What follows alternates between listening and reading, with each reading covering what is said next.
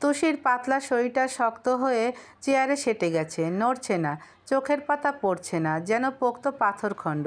ফর্সা ফ্যাকাশে মুখটা থমথমে বানিয়ে ও গাঢ় হয়ে রইল। নার্স মেয়েটা হাসল তাতে। ওয়ান টাইম ব্যান্ডেজটা ভালো করে লাগালো সুচ ছেদ করা ক্ষতর জায়গায়। তুষির তাও নড়চড় দেখা গেল না। মেয়েটা ঠোঁট টিপে হেসে বলল, হয়ে গেছে আপু, এবার একটু নড়ুন। ব্যথা কিন্তু বেশি পাননি। তুষি কথা বলল না, তুষ্ট নয়নে অচল সিরিঞ্জটাকে দেখল। চিকিৎসক দুটো ঔষধ লিখে দিলেন। হাতের ব্যথা বাড়লে পেইন কিলারও আবশ্যক। বিজ্ঞ মানুষটা কঠিন শুদ্ধ ভাষায় অনেক কিছু বললেন, কিন্তু তুষি ওসব শুনল না। প্রেসক্রিপশনে তার মনোযোগে ছিটেফোঁটাও নেই। অমন শক্ত ইংরেজি সে পড়া তো দূর, আগামাথাই বুঝবে না। আর এসব ঔষধের দরকার কি? শুধু শুধু টাকা নষ্ট। তুষির হাতটা কেটে গেলে দাদি পাতা বেটে একটা টোটকা বানিয়ে দেয়, ওটাই দেবে, ব্যাস, ব্যথা ভ্যানিশ। ও গোটানো শার্টের হাতাটা ফের কোনোই অবধি নামালো। ইঞ্জেকশনের ব্যথা তো পায়নি, কিন্তু ভয় লাগছে একটু। আবার সেই আগের মতো পেকে টেকে যাবে না তো? কী যে দরকার ছিল এই পুলিশের ওকে হাসপাতালে আনার। ওদিকে জেলে ভরতে রেডি, আবার ডাক্তারও দেখায়। সে বিরক্ত চোখে ইয়াসিরের দিকে চাইল। চোখাচোখির আকস্মিকতায় ভরকে গেল অমনি। হাস্যহীন মানব ওকেই দেখছিল। তীরের ফলার মতো চাহনি তার মুখ বিবরে আটকে, যার পরতে পরতে বিরক্তি। তুষির থেকে সেই বিরক্তি হাজারখানেক বেশি। একবার ওকে দেখছে, পরের বার হাতটাকে। তুষি ওই চাহনি বুঝল না। বিভ্রান্ত হয়ে ইয়াসিরের দৃষ্টি অনুসরণ করল। ছোট্ট কলিজাটা ছলাৎ করে লাফিয়ে উঠল অমনি। ইয়াসিরের লোমশ হাতটা খামচে ধরেছে ও। সফেদ নখ ডুবে গেছে হলদে ত্বকের ভিড়ে। ধরফর করে হাত সরালো মেয়েটা। তুতলে গেল কথা বলতে গিয়ে। Sorry, I not see you. Yasir চুপ। তার নম্রতাহীন চামড়া ভেদ করে একটু রক্ত উকি দিচ্ছে। তুষি জিভ কাটল। হতাশে ছারখার হয়ে ভাবল, ওরে তুষি রে, ভয় পেলি ভালো কথা, একে ধরলি কেন? দরকার হলে কারেন্টের তার চেপে ধরতি। এখন যে পুলিশ ব্যাটাকে খামচে রক্ত বের করে দিয়েছিস, ওই ছুতোয় আবার কোর্টে তুলবে না তো? তুষি টের পেল তার মাথার ওপর ভো ভো করে শনিদেব ঘুরছেন, মোটা গোঁফ নাচিয়ে নাচিয়ে বলছেন, ইয়াসির একটা কুফা, ওকে দেখলেই তোর দিন ভালো যায় না। দূরে থাক ওর থেকে, দূরে থাক। তুষি ঘাড় নাড়ালো সজোরে, পণ করলো বসে বসে। আজ থেকে ও ইয়াসিরের ছায়াও মারাবে না। বিল মেটানোর পর্ব এলো। তুষি ভারী চিন্তায় পড়ল আবার। এমন গরুর ইঞ্জেকশন দিয়েছে, সাথে 10 তলা ব্যান্ডেজ হাতে। কত টাকা আসবে? নিশ্চয়ই অনেক। হাসপাতালও তো হাইফাই দেখতে। বিলের দায় আবার ওর ঘাড়ে পড়বে না তো? তুষির বাম হাতটা ত্রস্ত পকেটে চলে গেল। মানিব্যাগে টাকা টোকা নেই। ইয়াসিরকে বাঁচাতে আসার আগে একটা পকেট মেরেছিল, ওতে তেমন লাভ হয়নি। এখনও টাকা দেবে কি করে? পরপরই পিঠটা সোজা করে ভাবল, হোয়াই আই মানি গিভিং? আমি তো ইচ্ছে করে নট কামিং, তাই না? যে কাম সে গিভ। কিন্তু ব্যাপার ঘটল উল্টো। পুলিশের লোক দেখে চিকিৎসক একটু গদগদ হওয়ার চেষ্টা করলেন। খুব আদিক্ষেতা করে বললেন, বিল দিতে হবে না, আপনারা দেশের সেবা করছেন, আমরাও করছি, একই তো বলুন। কিন্তু ইয়াসির তো এসব শোনার লোক নয়। সে টাটু শব্দবিহীন ওয়ালেট বের করলো। সেটা মেলতেই পাশে থাকা তুষির চোখ দুটো লোভে চকচক করে ওঠে। 1000 টাকার নোট দেখে জিভে ঠোঁটটা ভেজালো দুবার। হাতের আঙ্গুলগুলো নিষ্পিস শুরু হয়। কিন্তু না, আজ তো এই ভুল করলে চলবে না। ইয়াসির যা চালাক, ধরতে পারলে রুহানের মতো পিটিয়ে ছাল তুলে ফেলবে। কিন্তু তুষির হাতটা যে কথা শুনছে না। ও ছুটে যেতে চাইছে। ছো মেরে ওয়ালেটটা নিয়ে পালানোর প্রয়াস ভারী হচ্ছে ক্রমে। নিজেকে সামলাতে পাথর হয়ে দাঁড়িয়ে রইল মেয়েটা। মুখটাকে ঘুরিয়ে মুঠো করে রাখলো হাত দুটো। ওদিকে তাকাবেও না, চুরির ইচ্ছেও হবে না। ইয়াসির টেবিলের ওপর আস্ত নোট রাখলো। ভীষণ ধীর তার স্বর, রাখুন। সহকারী ছেলেটা চিকিৎসকের মুখের দিকে চাইল, নীরবে শুধালো, কী করবেন? চিকিৎসক আর গাইগুইয়ে গেলেন না, মাথা নাড়ালেন সম্মতিতে। তুষি উঠে দাঁড়ালো। ইয়াসিরের হাতের ফোনটা ভাইব্রেট হচ্ছে সমানে। গ্লাস প্রোটেক্টরটা এক কোণা ভাঙা। ধস্তাধস্তিতে হয়েছে হয়তো। তুষি ঢোক গিলল মুগ্ধ চোখে। এরকম একটা ফোন কিনতে হলে ওকে ঠিক আর কয়টা পকেট মারতে হবে? তুষির বহুদিনের ইচ্ছে ওর একটা জব্বর ক্যামেরার স্মার্টফোন হবে। সানগ্লাস চোখে দিয়ে স্টাইল মেরে মেরে ছবি তুলবে সে। ওসব কাজে টিনটিন বাবুল ও দুটোকে খাটাবে তখন। ভাবতে ভাবতে ওর আচমকা নজর পড়ল লম্বা মানুষটার কপালের কোণায়। একটা আড়াআড়ি কাটা দাগ দেখতেই বলল, এ কি, আপনারও তো কপাল কাটা। সিস্টার, ওনাকে বান্ডিল করে দিন। মেয়েটি বোকা চোখে চাইল। বান্ডিল? ওহ, ব্যান্ডেজ। ইয়েস ইয়েস, ইংরেজি বলেছি দেখে বুঝতে সময় লাগলো। স্টেরেঞ্জ। তুষি একটা ভালো কথা বলেছে, কিন্তু ইয়াসির কেমন খ্যাক করে উঠল। তোমাকে এত বেশি বুঝতে হবে না, আমার ব্যাপারে আমি দেখে নেব। যাও, বের হও এখান থেকে। মেয়েটা ভারী আশ্চর্য হলো। তর্কে না গিয়ে মুখ বাঁকালো, কাঁধ উঁচিয়ে বিড়বিড় করলো, না করলে নাই, আমার কি ভাই। ইয়াসিরের ফোন তখনও বাজছে। সোজা হাসপাতালের বাইরে এসে কল রিসিভ করলো। তুষি ঠিক পেছনেই ছিল। ওকে থামতে দেখে দাঁড়ালো সেও। হ্যালো, আপনি কোথায়? আমি তো অনেকক্ষণ ধরে দাঁড়িয়ে আছি। মেয়েলি কণ্ঠ। ইয়াসিরের কপালে ভাঁজ বসল। বিভ্রম নিয়ে স্ক্রিনটা দেখলো ফের। ও, সেই তুষি। ফোনটা কানে গুঁজে বলল, সরি, আমি আজ দেখা করতে পারছি না, আপনি বাসায় ফিরে যান। মেয়েটির কণ্ঠে রাগ বিস্ময়ে দলা পেকে গেল। ফিরে যান মানে? আমি 1 ঘন্টা যাবৎ রোদের মাঝে দাঁড়িয়ে আছি আর আপনি এখন বলছেন চলে যেতে? এটা কি ফাজলামো হচ্ছে? ইয়াসিরের কণ্ঠ অটল। সরিটা আমি আপনাকে সেজন্যই বলেছি, না হলে ইয়াসির আবরারের মুখ থেকে এসব শব্দ সহজে বের হয় না। আমার এদিকে একটা জরুরি কাজ পড়ে গেছে, এখন শাহবাগে যাওয়া সম্ভব নয়। You get back to your home. মেয়েটি হয়তো আরও কিছু বলতো, কিন্তু ওইটুকু ভদ্রতা ইয়াসির দেখালো না। খট করে লাইনটা কেটে দিল। তার মাথায় শিরা দপদপ করছে ব্যথাতে। কপালের এক পাশ বিবশ প্রায়। রক্ত জমাট বেঁধে কালো হয়েছে সেখানে। চিন্তায় কোষগুলো ছিঁড়ে যাওয়ার জোগাড়। এই অ্যাটাক রুস্তম করেছে ও নিশ্চিত। কিন্তু সেটা প্রমাণ করবে কি করে? রুস্তম তো সহজে পেছন ছাড়বে না মনে হচ্ছে। ইয়াসির অস্থির চিত্তে 2 আঙ্গুল ভ্রুয়ের মাঝখানে ঘষল।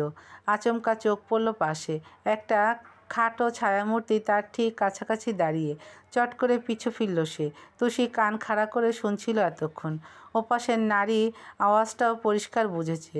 ইয়াসির তাকাতেই দাঁত বের করে হাসল, ভ্রু উঁচিয়ে বলল, গার্লফ্রেন্ড রাগ করেছে বুঝি? ইয়াসিরের তপ্ত কণ্ঠস্বর ছুটে এলো সহসা। শাট আপ, দাঁত বন্ধ করো আর এখান থেকে চুপচাপ বিদেয় হও। তুষি থতমত খেলো। পরপর কপাল কুঁচকে ভাবল, বারবার চুপচাপ চলে যেতে বলে কেন? কথা বলতে বলতে গেলে কি অসুবিধা আছে? আশ্চর্য ব্যাটা একটা। মেয়েটা বিরক্তি গিলে নিল। আলগোছে ভেংচি কেটে হাঁটা ধরল সোজা। 1 পা বাড়াতেই পিছু ডাকলো ইয়াসির। দাঁড়াও, এই চোর। তুষি থমকায়, জিভ তুলে চসূচক শব্দ করে একটু। ও চোর না, বারবার চোর চোর করে কেন? ফিরল ঠোঁট ফুলিয়ে। ইয়াসির কড়া কণ্ঠে শুধালো, সেদিন অয়নের ওয়ালেট কে নিয়েছে? তুষির বুক ধক করে উঠল। অয়ন নামটা সে চেনে না, কিন্তু পুলিশ বেটা এমন শক্ত করে নাম নিয়েছে যখন তখন সেদিনের ওই ছোকরাটাই হবে। ও আমতা করে বলল, who Ayan? I not know Ayan. বাংলায় কথা বলতে পারো না? মৃগী রোগ আছে? অ্যাঁ? ইয়াসিরের কণ্ঠে কঠোরতা। আঙ্গুল তুলে বলল, শোনো, সেদিন হাতে পাইনি বলে ছাড়া পেয়েছিলে, প্রমাণ নেই বলে আজ আবারও ছেড়ে দিলাম, তাই এখন সোজা বাসায় যাবে। যদি রাস্তাঘাটে কোথাও দেখেছি, ঘাট ধরে এনে লকআপে ভরে দেব, মনে থাকবে? তুষি ভেতর ভেতর রোষে ফেটে পড়ল। দাঁত চিবিয়ে ভাবল, রাস্তায় থাকবো না মানে? রাস্তা কি তোর বাপের শালা? ইয়াসিরের গুরুভাব স্বরে নড়েচড়ে উঠল। কি হলো, কথা কানে গিয়েছে? তুষি বাধ্য, নিশ্চুপ মাথা কাত করলো। ছোট শব্দে জানালো, মনে থাকবে স্যার। যাও। তর্জনে ঘুরে হাঁটা ধরল তুষি। বিড়বিড় করে বলল, শালা, তুষির সাথে হম্বিতম্বি? খালি হাতে সুযোগ আসুক একটা, তোর করব এমন হাল, হবি ফুটো নৌকার ছেঁড়া পাল। অয়নের পরীক্ষা সবে শেষ হয়েছে। ফুরফুরে মেজাজে হল ছেড়ে বেরোলো সে। সুদর্শন পুরুষের ঠোঁটের হাসি বসন্তের বাতাসের মতো প্রাণবন্ত। যতটা আশা করেছিল ততাধিক ভালো হওয়ায় মুখ বিবরে আনন্দের জ্বলজ্বলে ছটা। এমন চলতে থাকলে বেস্ট শিশুবিদ হওয়া থেকে আটকাবে কে? অয়ন একা নেই, দুপাশে আরও কজন বন্ধু। কথা বলতে বলতে ক্যান্টিনে যাচ্ছিল সবাই। হঠাৎ কানে এলো দারোয়ান তর্ক করছে কারো সাথে। কেউ একজন ঢুকতে চাইছে ভেতরে, পরীক্ষার সময় বলে তিনি কিছুতেই রাজি হচ্ছেন না। অয়নের পা জোড়া থমকালো চেনা ওই ঝুমঝুমে স্বরে। আঙ্কেল প্লিজ যাই না একটু, এখানে আমার পরিচিত একজন আছে, গেলে কিচ্ছু হবে না। ঝট করে ঘুরে চাইল সে, চমকে গেল অমনি। কাঁধে ব্যাকপ্যাক ঝুলিয়ে কলেজ পড়ুয়া ইউষা দাঁড়িয়ে, ঘেমে নিয়ে একাকার মেয়েটা। দুপাশে দুটো লম্বা ঝুঁটি ঝুলছে, রোদের আলোয় চকচক করছে ফর্সা মুখ। বিস্ময়ের তোড়ে অয়নের ঠোঁট দুই প্রান্তে চলে গেল। বন্ধুদের ভিড় ছেড়ে ত্রস্ত সরে এলো এপাশে। ইউষা তখন দারোয়ানকে মানাতে ব্যস্ত। অয়ন অবাক হয়ে ডাকল, ইউষা। তুরন্ত পিছু ফিরল কিশোরী, ঠোঁটে হাসির বান ছুটিয়ে বলল, অয়ন ভাই, পরীক্ষা শেষ হয়েছে? দেখো না আমি কখন এসেছি, কিন্তু এই আঙ্কেল আমাকে কিছুতেই ঢুকতে দিচ্ছিলেন না। অয়ন তাজ্জব তখনও। তুই এখানে কিভাবে এসেছিস? আর আর কার সাথে এসেছিস? দারোয়ান শুধালেন। আপনি চেনেন ওনাকে? জবাব দিল ইউষা। চেনেই তো, আমি সেই কখন থেকে আপনাকে বলে যাচ্ছি এখানে আমার চেনা লোক আছে, তাও শুনছিলেন না। এবার বিশ্বাস হলো তো? অয়ন ধৈর্য হারিয়ে ইউষাকে ওপাশে টেনে আনলো। তুই এতটা পথ একা একা এসেছিস? বাড়ি না গিয়ে এখানে কেন এলি? একা আসিনি তো, আমার এক বন্ধুর সাথে এসেছি। ও আমাকে এখানে রেখে বাসায় চলে গেছে। তোমার পরীক্ষা কেমন হলো বললে না তো? ইউষা যত স্বাভাবিক, অয়নের চমক ততটাই গাঢ়। কত বাচ্চা একটা মেয়ে, এখনও ঠিক করে রাস্তা পার হতে জানে না। সে কলেজ শেষে উল্টো পথ ধরে এখানে আসবে কেন? এখানে যে ওর ক্লিনিক্যাল টেস্ট চলছে এটাই বা জানলো কী করে? অয়নের মাথায় অনেক প্রশ্ন, কিন্তু উত্তর দিল না ইউষা। স্বতঃস্ফূর্ত গলায় পাল্টা প্রশ্ন করল, আমাকে দেখে খুশি হওনি অয়ন ভাই? ওর হাঁ করার আগেই ওপাশ থেকে অয়নের নাম ধরে ডাকলো কেউ। একসাথেই ফিরল ওরা। বন্ধুদের ভেতর হতে একজন দুষ্টুমির বান ছুড়ল, কি বন্ধু, কে ইনি? আমাদের ভাবি নাকি?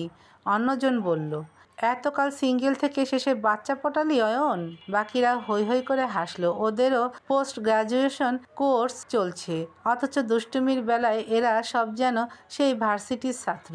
কথাগুলো শুনে লজ্জায় নুয়ে গেল ইউষা। পলাশের ঝাঁক ছুটে এসে বসল দুগালে, ফোলা মুখখানা নামলো নিচে। অয়নের বন্ধুদের মুখে ভাবি ডাক যেন অমৃতের মতো, কিন্তু চটে গেল অয়ন। রেগে রেগে বলল, বাজে কথা বলবি না, ও আমার ছোট বোন ইউষা। Oh sorry. ইউষার হাসিটা দপ করে নিভে যায়। আহত চোখ তুলে চায় তার দিকে। বোন? অয়ন ভাই ওকে এখনও বোন ভাবে? অয়নের চোখে মুখে বিরক্তি। ইউষার ব্যথাতর চাহনিতে তোয়াক্কাই নেই। খপ করে ওর হাতটা ধরল, এক টানে গেটের বাইরে এনে বলল, কেন এসেছিস এখানে? দেখলি ওরা কিভাবে বাজে কথা বলছে? ইউষার লালচে ঠোঁট ফুলে যায়। মনে মনে বলে, বাজে কই, ওরা আমার জীবনের সবচেয়ে সুন্দর কথাটা বলেছে অয়ন ভাই। তুমি গাধা, তাই বোঝনি। কিন্তু জিভ থেকে খসাতে পারল না। মুখ ভার করে মাথা নামালো। অয়নের চোখে লাগলো ব্যাপারটা। ইউষার মন খারাপ, ওর ভালো লাগে না। মেয়েটা চঞ্চল, চঞ্চলরা সবসময় চাঁদের মতো হাসবে, ঝর্ণা হয়ে ছুটবে। ওদের কালো মুখ মানায় কখনো? ফোঁস করে দম ফেলে বলল, আচ্ছা বেশ, যা হয়েছে হয়েছে, কী খাবি বল? ইউষা চুপ, চিবুক গলায় ফেলে রাখলো। অয়ন বলল, শুরু হয়ে গেল, খাবি কিছু? না উবার ডাকবো? ইউষার শব্দ নেই, সুকোমল গাল ফুলে আছে রাগে। অয়ন হাসলো এবার, বলল, হয়েছে, এত অভিমানের দরকার নেই, চল আইসক্রিম কিনে দেই। উত্তরের অপেক্ষায় সে রইল না। মেয়েটার হাত টেনে নিয়ে গেল ওপারে। ফুটপাত ধরে অনেকগুলো ভ্যান বসে সেখানে। অয়ন একটা বাটারস্কচ নিল। ইউষার পছন্দের এটা। মেয়েটার অভিমান গলে জল সহসা। অয়ন ভাই কি সুন্দর মনে রাখেন ওর পছন্দের কথা। সুনয়না আলগোছে হাসলো, যে হাসি অয়নের চোখে পড়বে না। মানুষটা বিল মেটাতে ব্যস্ত যখন ও প্যাকেট খুলে খেতে থাকে, ফাঁক করে আর চোখে চায় কবার। খেতে গিয়ে ঠোঁটের একপাশে আইসক্রিম লেগে গেল। অয়ন দেখল সেটা। বীতস্পৃহ সে ভ্রু কুঁচকে বলল, বড় হবি না ইউষা? মেয়েটা চোখ নিষ্পাপের মতো। কি করেছি? অয়ন কথা বলে না। পকেট থেকে রুমাল নিয়ে চুপচাপ ঠোঁটে চেপে ধরে। লেগে থাকা আইসক্রিম বড় যত্নে মুছে দেয়। যতটা যত্নে শ্বাস আটকে পড়ল ইউষার। মেরুদণ্ড ধনুকের মতো সোজা হয়ে গেল। সাথে হাড় ছুঁয়ে নেমে চলল অনুভূতির এক হিমহিম স্রোত। অভিমানে টইটুম্বুর নজর জোড়ায় তার মেখে এলো প্রেম, যে প্রেমের তোড়ে অয়নের প্রতি সে বহুবার হারায়। বিমোহে বুঁদ হয়েই ঠোঁট নাড়ল ইউষা। ডাক্তারি পড়া কি খুব কঠিন অয়ন ভাই? কেন? বুঝতে কষ্ট হয় না তোমার? এখন আর হয় না। ইউষা দীর্ঘশ্বাস ফেলল, কিন্তু বাইরে নয়, মেটালো বুকেই। ভাবল আনমনে, আমার মনটা তো তার চেয়ে সহজ অয়ন ভাই। অত কঠিন পড়া বুঝতে কষ্ট হলো না? এটা বুঝতে এত কষ্ট কেন তোমার? বিকেল নাগাদ শওকত সাহেবের কাছে ফোন এসেছে। করেছেন কনে তুষির পিতা এরফান শেখ। বিয়ের কথাবার্তা চলছে এতদিন, কিন্তু ইয়াসির এখনও তার মেয়ের সাথে দেখা করেনি। আজ আসবে বলেও আসেনি। মেয়েটাকে মোড়ের রাস্তায় দাঁড় করিয়ে রেখে ফেরত পাঠিয়েছে। এসব নিয়ে এক বিস্তর অসন্তুষ্টি সবার। শওকত কি বলবেন? ইয়াসির তাকে মানে না। নিজ চেষ্টায় পরিশ্রমে পুলিশ অফিসার হওয়ায় সেই দাপট এখন আরও প্রগাঢ়। কিন্তু ব্যাপারটা তো একটু হলেও ম্যানেজ দেয়া দরকার। তাই বোঝালেন নিজের মতো। অত ভালো পরিবার, সুনাম কানায় কানায় দেখে মেয়ের বাবা অবশ্য গদগদ বটে। ফের আপ্লুত হলেন প্রশংসায়। ইয়াসিরকে নিয়ে গত মাসখানেক যা সব হচ্ছে, তার মতো ছেলের কাছে মেয়ে বিয়ে দেয়া যে অনেক কিছু। তাই আর বিশেষ গো ধরেননি। শুধু বলেছেন ছেলেকে একটু বোঝাতে, যেন মেয়েটাকে সময় দেয়। শওকত আশ্বাস দিয়ে ফোন রাখলেন ঠিকই, কিন্তু দুশ্চিন্তায় কালো মেঘে ডুবে গেলেন তারপর। ইয়াসির তো কথাই বলে না। কি বোঝাবেন? কিভাবে বোঝাবেন? পাশে বসতে গেলেও উঠে যায়। বেশি বাড়াবাড়ি হলে বাড়ি থেকে বেরিয়ে যায়। শওকত পোড়া শ্বাস ফেললেন। চোখের সামনে একটা বিশ্রী অতীত হাহাকার করে উঠল। এক ভোরে ঘর ভর্তি মানুষের মাঝে বাড়ি ফিরেছেন তিনি। তারপর চোখের সামনে একটা লাশ, কাফনে মোড়ানো একটা ছোট্ট দেহ। পাশে তনিমার আহাজারি, বাকিদের কান্না। লাশের রক্তশূন্য মুখখানা ভেবেই চট করে চোখ খিচে নিলেন শওকত। গাল বেয়ে দুফোঁটা জল গড়িয়ে হাতের কবজিতে পড়ল। তারপর নজর ফিরিয়ে বেডসাইড টেবিলটায় ফেললেন। পূর্ণাঙ্গ পরিবারের একটি হাস্যোজ্জ্বল ছবি সেখানে। ফুটফুটে 3 ছেলের সাথে তিনি আর তনিমা। বহু বছর আগের ছবি এটা। ভদ্রলোক ফ্রেম তুলে হাত বোলালেন সায়নের গালে। ভাঙা স্বর হতে কিছু কাতর শব্দ বেরোলো। আমাকে ক্ষমা করিস বাবা, তুই অন্তত আমাকে ক্ষমা করিস। এক ছেলে মৃত্যুর দায় নিয়ে আরেক ছেলের চোখে ঘৃণা হয়ে বেঁচে থাকা একজন বাবার কাছে কতটা যন্ত্রণার তুই তো বুঝবি, তাই না? অয়ন উবার ডাকতে চাইল, কিন্তু ইউষা দেয়নি। সে এক্ষুনি বাড়ি ফিরতে চায় না। খুব অনুনয় করল। এখানে তো প্রথমবার এলাম অয়ন ভাই, চারদিকটা ঘুরে দেখি না একটু? তোমার সাথে দেরি করে ফিরলেও কেউ কিছু বলবে না। অয়ন ভেবেছিল না বলবে, ওর ক্লিনিকে ছুটতে হবে এখন। কিন্তু ইউষার নিষ্পাপ মুখের দিকে চেয়ে আর মানা করতে পারেনি। বলল, আচ্ছা আয়। ইউষার মনে তখন রাজ্যের সুখ। এতটা সুখ বোধহয় কখনো কারো হয়নি যতটা ওর হলো শুধু অয়নের সঙ্গে আরেকটু সময় কাটানোর ছুতো পেয়ে। অয়ন হাঁটছিল সামনে, লম্বা পায়ের সাথে ইউষার গতি মেলানো দুষ্কর। তাতে কি? ও যে অয়নের পিঠের দিকে মুগ্ধ হয়ে চেয়ে থাকতে পারছে, এই বা কম কিসে? সে অনেক আগের কথা। একবার খুব জ্বর বাঁধল ইউষার। বাড়িময় মানুষের কি চিন্তা, ডাক্তার বদ্যি, মায়ের কান্নাকাটি। কিন্তু ওসব ছাপিয়ে ইউষার মন দাগ কাটল আরেকটি প্রিয় মানুষের উদ্বেগ। অয়ন ইউষা ঘুণাক্ষরেও ভাবেনি এই ডাক্তারের ভেতর একটা যত্ন লুকিয়ে আছে। মাকে সরিয়ে দিয়ে তার মাথার কাছে বসে থাকা, পড়াশুনো ভুলে সারাদিন ইউষার সেবা নিয়ে ব্যস্ততা, ঠিক টাইমে এসে নিজ হাতে ওষুধ খাওয়ানো, ঘন ঘন রুমে এসে গায়ে কপালে হাত দিয়ে দেখা জ্বর কমল কি না। হাসপাতালেও তো কম ছোটেনি। তখন ইউষার ম্যাট্রিকের টেস্ট পরীক্ষা চলছিল। জ্বর একটু সারলেও শরীরই দুর্বলতা কাটেনি। সব কটা পরীক্ষায় অয়ন নিজ দায়িত্বে নিয়ে গেছিল ওকে। বুকের সাথে আগলে ধরে ধরে বেঞ্চে বসিয়েছে। ইনভিজিলেটর সহ সবাইকে বলেছে ওকে একটু দেখবেন। শুধু কি তাই, পরীক্ষা শেষ হওয়ার 3 ঘন্টা বাইরে দাঁড়িয়েও থেকেছে। বারবার বলেছে, আমি আছি, তুই নিশ্চিন্তে লেখ। ইউষার ওসব স্পষ্ট মনে আছে এখনও। অমন যত্ন, অমন আদর, অমন প্রশ্রয় পেয়ে পেয়েই তো তার কিশোরী মনটা চড়া দাগ পড়ল। যে দাগ সময় যেতে যেতে এত গাঢ় হয়ে বসেছে, যা কখনো মুছে ফেলার সাধ্য ইউষার নেই। ও চায়ও না মুছতে, শুধু চায় অয়ন ওকে ভালোবাসুক। একবার বুঝুক ওর চোখ কী বলে, একবার শুনুক ওর মন কী চায়। এই চাওয়া পাওয়া নিয়ে ইউষার বাকি জীবন কাটানোর স্বপ্নটা কবে পূরণ হবে? অয়ন কবে সাড়া দেবে? ইউষা জানে অয়নের মনের কোথাও ও নেই। হয়তো ওকে নিয়ে অয়ন আদৌ বেশি কিচ্ছু ভাবে না। তাতে ইউষার খারাপ লাগলেও অভিযোগ নেই। ও ভালোবাসে, ভালোবাসছে, ভালোবাসবে। এই ভালোবাসার টানা হেঁচড়ায় কিংবা অনুভূতির তোড়ে অয়ন একদিন ঠিক সাড়া দেবেই।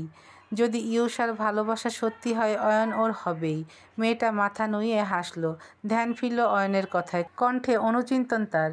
এখান থেকে শহীদ মিনারের চত্বর কাছে, যাবি? ইউষা মাথা নাড়ল বিলম্বহীন। ও ঠিক করে জায়গার নামও শোনেনি। অয়ন ভাই যেখানেই নিয়ে যাক, হোক সেটা পাতালে, ওনার সাথে থাকলেই চলবে। অয়ন রিকশা ডাকলো। ইউষা পাশে এসে বসলো। অ্যাপ্রনটা আমার কাছে দাও না। দিল সে। রিকশা ওটা যেতে চাইছে না। অদূর হতেই মাথা নাড়ল দুপাশে। অয়ন বলল, আমি সামনে থেকে রিকশা ডেকে আনছি, তুই এখানেই দাঁড়া। বলে চলেও গেল। ইউষার নজর তখন অয়নের অ্যাপ্রনে। মৃদু হেসে আঙ্গুল চালালো তাতে। অয়ন খুব দামি ব্র্যান্ডের সুগন্ধি ব্যবহার করে, ঘ্রাণও অন্যরকম। ইউষা অ্যাপ্রন তুলে নাকের কাছে ধরল, দুচোখ বুঝে শ্বাস টানল জোরে। এই গন্ধ ওর আত্মায় মিশে ওর বক্ষস্পন্দরের ফাঁকফোকরে, যার মাঝে স্বীয় সত্তাকে বিলীন করার প্রখর ইচ্ছে ইউষার। অয়ন ভাই যে কবে একটু বুঝবেন, কবে বোন বোন নজর বাদ দিয়ে প্রেমিকার চোখে দেখবেন। ইউষা তো মনের কথা জানাতে ছটফট করে মরছে। শুধু উনি শোনার জন্য ছটফট করছেন না। কি হয়েছে? শ্বাস নিতে কষ্ট হচ্ছে তোর? তুরন্ত চোখ মেলল মেয়েটা। অয়ন সামনে দাঁড়িয়ে হতভম্ব চোখ দুটো এদিকে দেখছে। কখন এলেন উনি? ধ্যান জ্ঞান খুইয়ে ইউষা পায়ের শব্দ অবধি বোঝেনি। মেয়েটা ত্রস্ত নাক থেকে অ্যাপ্রনটা নামালো। ধাতস্থ হওয়ার প্রয়াস চালালো খুব করে। আমতা আমতা করে বলল, না মানে কই? না তো। এত জোরে নিঃশ্বাস নিচ্ছিলি কেন তাহলে? সিমটম দেখে তো মনে হচ্ছে হাঁপানি আছে। বাসায় যাবি? খারাপ লাগছে? ইউষা ক্লান্ত চোখে চাইল। না, আমি ঠিক আছি। রিকশা এনেছো? চলো যাই। অয়নের মুখ দেখে মনে হলো না তার চিন্তা কমেছে। কিছু না বলে ইউষার পিঠব্যাগটা হাতে নিল। ইউষার বয়স 20, কিন্তু সে তুলনায় ছোটোখাটো অনেকটা। রিকশায় ওঠার জন্য এক পা তুলল, তখনই এক হাত চেপে ধরল অয়ন। ফিরে চাইলে বলল, তোর যা সাইজ, ময়না দিলে তো পারবি না। ইউষার মন খারাপ করার কথা, কিন্তু হেসে ফেলল উল্টে। মনে মনে বলল, খাটো মেয়েদের বর লম্বা হয় অয়ন ভাই। এই যে তুমি অনেক লম্বা, এতেই পুষিয়ে যাবে। ও বসতেই অয়ন পাশে এসে বসল। হুড তোলা ছিল আগে। অয়ন হাত দিয়ে পেছনে ঠেলে দিল সেটা। রিকশা মুক্ত হলো। এরপর চলন্ত চাকার সাথে তাল মিলিয়ে বাতাসের বেগ বাড়ল। অয়নের নজর পিচের ঢালে রইলেও ইউষার চোখ তার ওপরে আটকে। যে দৃষ্টির প্রতি পরতে প্রেম, যেখানে মুগ্ধতা, মায়া আর ভালোবাসা মিশে। বয়ঃসন্ধিকালীন প্রথম প্রেম মানুষের যতটা তীব্র হয়, অত তীব্র প্রেম কেউ বাকি জীবনের সমস্ত প্রেম এক করলেও পাবে না। কিন্তু আফসোস, উচাটনে ভর্তি ওই নজর জোড়ায় ফিরল না অয়ন। ইউষা চাইলও না সে ফিরুক। ফিরলেই তো ওর চোখ ফেরাতে হবে, লুকাতে হবে অনুভূতি, যেটা সে চায় না। ও অয়নকে দেখতে চায় সারাদিন, সারা প্রহর। একটা সময় জ্যামের কবলে পড়ে রিকশা থেমে যায়। অয়নের মুখটা হাসি হাসি। এই জায়গাগুলো তার সুপরিচিত, বন্ধুদের সাথে কত শত স্মৃতি জড়িয়ে। ও হাত দিয়ে দেখালো একদিকে। ক্লাস শেষে এখানে আমরা আড্ডা দিতাম। একটা দারুণ চা পাওয়া যায় এখানে, বুঝলি?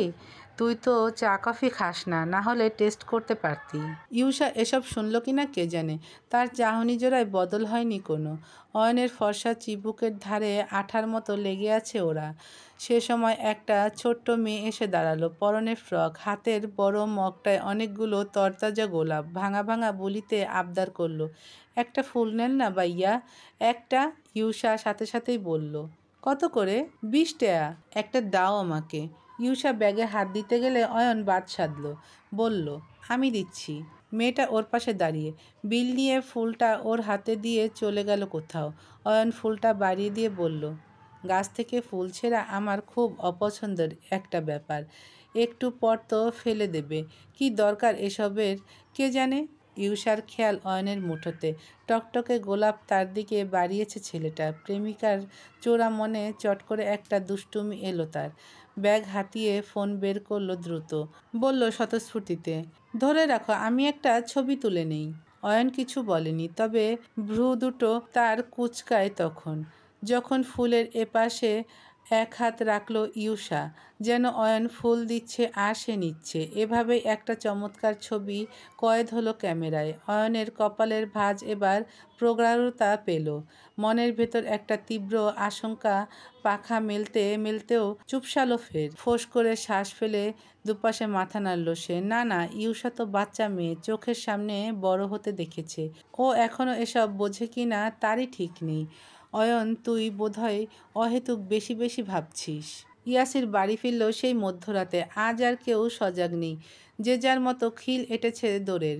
শুধু মা বসেছিলেন সোফায়, মুখখানা ভার। ইয়াসির খেয়াল করেনি, রুমে যেতে যেতে বলল, ফ্রেশ হয়ে আসছি। তনিমা চুপ করে রইলেন। ইয়াসির ঘরে ঢুকলো, পরপর ফিরল পায়ের শব্দে। একেবারে পিছু নিয়ে ভেতরে এসেছে তনিমা। ও অবাক হলো একটু। মায়ের চোখ মুখ গম্ভীর। অন্য সময় হাসেন, কত কি জিজ্ঞেস করেন, প্রশ্ন করেন ইয়াসির। কিছু বলবে? অমনি গজগজিয়ে উঠলেন তিনি। কি বলবো? কি বলার বাকি রেখেছিস? তুষির কাছে আমার তো কোনো সম্মানই রাখলি না স্বার্থ। মেয়েটাকে আমি কত আশা নিয়ে বললাম তুই ওর সাথে দেখা করতে যাবি, সেখানে কি করলি এটা? ঘন্টার পর ঘন্টা রাস্তায় দাঁড় করিয়ে রেখে ফেরত পাঠিয়ে দিলি। বিয়ে করতে মন না চাইলে বলে দিবি যে করব না। বাদ দাও এসব, কিন্তু এক মুখে বিয়ের জন্য রাজি হয়ে অন্য মুখে অমন অসম্মান করছিস কেন? বলতে বলতে গলার স্বরটা বুঝে এলো তার। ইয়াসির বুঝল মা কষ্ট পেয়েছেন, আর তার মাত্রা এত গভীর। এই যে ইয়াসিরের কপাল কেটে গেছে, একটা ফার্স্ট এইড ব্যান্ডেজ আছে সেখানে, কিছু খেয়াল করেনি। ও ফোঁস করে শ্বাস ফেলল, বলল, আমি কাল দেখা করব, খুশি? তনিমার চোখ ছলছলে। সত্যি বলছিস? না আবার পাল্টি খাবি? সত্যি বললাম, পাল্টি খাবো কেন? করিস তো পুলিশের চাকরি, কোনো বিশ্বাস নেই। ইয়াসির অবসন্ন চোখে চাইল। তনিমা হেসে ফেললেন, মজা করেছি। আমি তো জানি আমার ছেলে কত দায়িত্ববান পুলিশ অফিসার। আচ্ছা শোন, তুই তাহলে কাল ওকে ফোন করে ডেকে নিস, কেমন? ইয়াসির মাথা নাড়ল। তনিমা বের হতে নিলেন, হঠাৎ থেমে ফিরে চাইলেন আবার। ইয়াসির ইউনিফর্ম ছাড়ছিল, মুখটা খেয়াল করেই আঁতকে উঠলেন রমণী। এ এ কি, তোর কপালে ব্যান্ডেজ কিসের? ওর কণ্ঠ নিষ্প্রভ। যাক, খেয়াল করলে তাহলে। তনিমা ত্রস্ত এগিয়ে এলেন, উৎকণ্ঠিত আওড়ালেন, কাটলো কি করে? কিছু হয়েছে? কোথাও পড়ে টরে গেছিলি? এ বাবা, ব্যথা করছে? মায়ের উদ্বিগ্ন মুখটা শান্ত চোখে দেখল ইয়াসির। এই মমতার নজরেও কখনো বড় হতে পারেনি। পুলিশ অফিসার তো একদমই নয়। সেজন্য এখনো মা ভাবছেন কোথাও পড়ে গিয়ে চোট লেগেছে। কিন্তু সত্যিটা ইয়াসির বলল না। শুধু শুধু মায়ের চিন্তা বাড়িয়ে লাভ নেই। জবাব দিল সুস্থির, গাছের ডাল ঝুঁকেছিল, খেয়াল করিনি, সেখানটাই লেগেছে। সে কি, একটু সাবধানে হাঁটাচলা করবি না? এমনিতেও তোর মাইগ্রেনের সমস্যা, রাতে যদি ব্যথা বাড়ে। অল্প কেটেছে মা, এত চিন্তার কিছু নেই। যে পেশায় আছি এতে আরও বড় কাটাছেঁড়া বাকি। মা শান্ত হলেন না, অমন অস্থির হয়েই বললেন, একটু সেক দিয়ে দেই, ফোলা ভাবটা কমবে তাহলে। ইস, কি একটা অবস্থা। তুই ফ্রেশ হ, আর নিচে নামার দরকার নেই, আমি বরং খাবারটা ঘরে নিয়ে আসি। পাল্টা বলার সুযোগ না দিয়েই তনিমা বেরিয়ে গেলেন দ্রুত। ইয়াসির আলগোসে হাসলো। সেই হাসি সেকেন্ডের মাথায় উবে গেল হঠাৎ। আর তো নজর মেলে জানালার বাইরে চাইল সে। চোখের পর্দায় ভেসে উঠল কিশোর সায়নের মুখখানি। ইয়াসিরের থেকে মাত্র 1 বছরের বড় ছিল সায়ন, তবুও সম্পর্কে বড় ভাই সে। ইয়াসিরের হলদে অনলে বিষাদ বসতে পারল না। খুব কৌশলে বিষণ্ণতা গিলে নিল সে। ঠোঁটের কোণ গলে কাষ্ঠ হাসি ছুটল এক চোট। ঢোক গিলে ভাবল, তুই সব মিস করছিস সায়ন। মায়ের এত যত্ন, ভাই বোনদের আনন্দ, সব মিস করছিস। আচ্ছা তাহলে তুই আনলাকি? না, তোর শূন্যতায় পুড়তে থাকা আমরা। ইয়াসিরের বিয়ের সমস্ত বন্দোবস্ত শেষ। দুই পরিবার প্রথমে ভেবেছিল আংটি বদলের একটা বিরাটাকার আয়োজন করবেন, কিন্তু রুহানের কেসের পর ইয়াসিরের ওপর আরও কত নতুন নতুন কেসের ভার পড়েছে। তার লাগাম ছাড়া ব্যস্ততায় অতিষ্ঠ হয়ে সৈয়দ ভবনের বয়োজ্যেষ্ঠরা মেয়েকে আংটি পরিয়ে এসেছেন।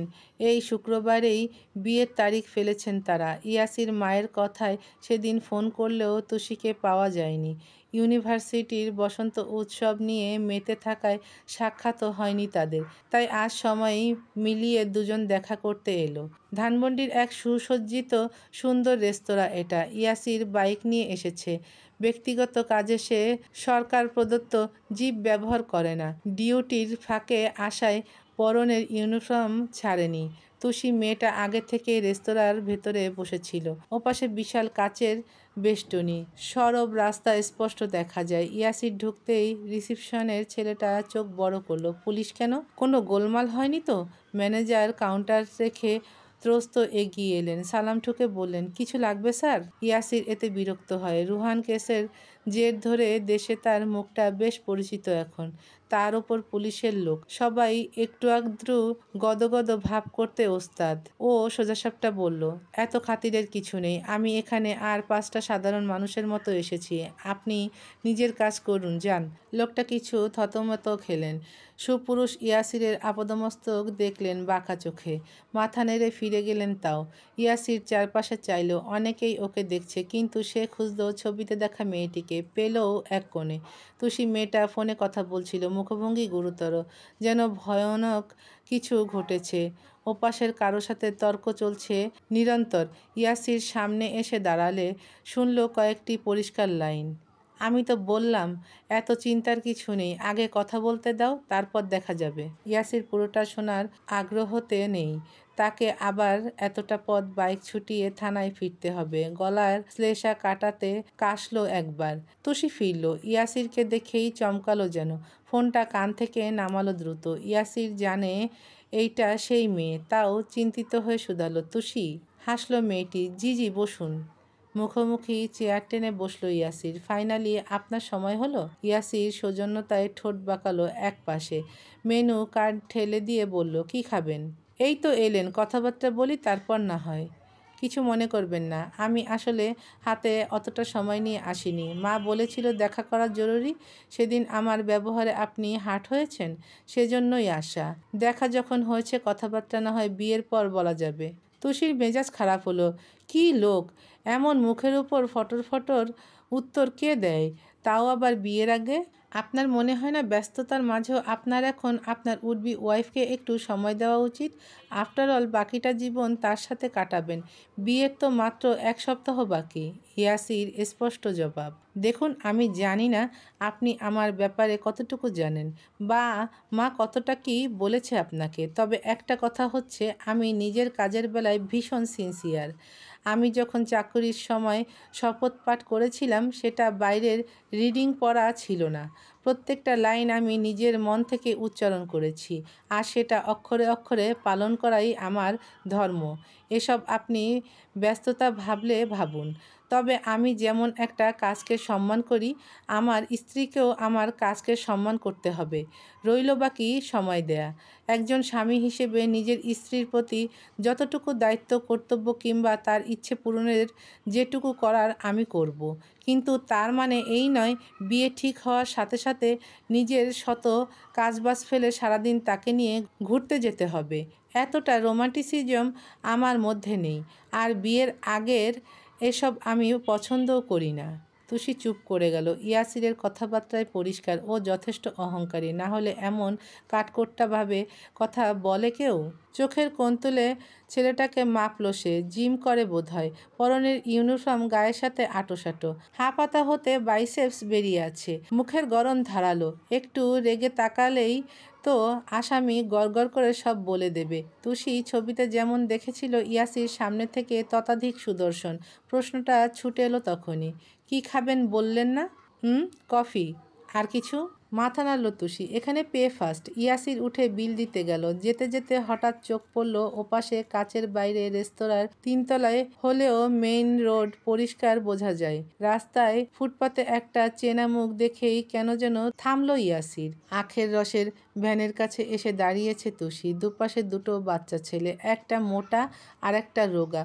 তুষি আখের রস ভর্তি একটা গ্লাস তুলে টিনটিনকে দিল, আর একটা বাবলুকে। সেকেন্ডেই চোখ ফেরালো ইয়াসির। হাঁটতে নিয়েও দাঁড়ালো ফের। হঠাৎ মনে পড়ল তুষি ওকে বাঁচিয়েছিল সেদিন। সময় মতো ছুরিটা এসে না ধরলে ও অমন সুস্থ সবল থাকতো না বোধহয়। কিন্তু ইয়াসির কি মেয়েটাকে ধন্যবাদ দিয়েছিল সেজন্য? না, উল্টে ধমকে ধমকে বিদায় করেছে। কিন্তু সেটা তো উচিত হয়নি। একটা ধন্যবাদ কি দেয়া প্রয়োজন একজন ছিচকে চোরকে পুলিশ হয়ে নয়? ধন্যবাদটা ও জানাবে মানুষ হিসেবে। ইয়াসির নিচে নামতে গিয়েও থামল। তুষি চলে যাচ্ছে। একটা লোকাল বাস এসে দাঁড়াতেই কেমন লাফ ঝাঁপ দিয়ে উঠে গেল তাতে। তুরন্ত ভ্রুতে ভাঁজ বসল ওর। এমন ডানপিটে মেয়ে ও দুটো দেখেনি। নির্ঘাত বাসে উঠেছে কারো পকেট মারতে। না, এই মেয়ের একটা বিহিত করা দরকার। হাতের কেস দুটো শেষ হোক, তারপর এর একটা ব্যবস্থা করবেই ইয়াসির। বৃহস্পতিবার ঠিক বিকেল নাগাদ হাসনা বানু কোথা থেকে ছুটতে ছুটতে ফিরলেন। এমনিতে বাড়ি আসতে বেলা গড়ায় ওনার। কখনো মাগরিবের আজান পড়ে যায়। মোট 2 বাড়িতে কাজ করেন পৌর। কিন্তু আজকের এই তাড়াতাড়ি আসার কারণটা ঠিক বোঝা গেল না। অস্থির হাতে টিনের দরজা খুলে ঢুকলেন তিনি। তুষি তখন বেঘরে ঘুমোচ্ছে। এই রবিবার ওর কাজ নেই। রুটিন মতো সে গভীর নিদ্রায়। হাসনা এসেই গা ধরে ঝাঁকালেন। ওই তুষি, ওঠ ওঠ বু, একখান জরুরি কথা আছে। তুষি আধো চোখ মেলল। হ ঠিপিন দাদি, জ্বালাচ্ছ কেন?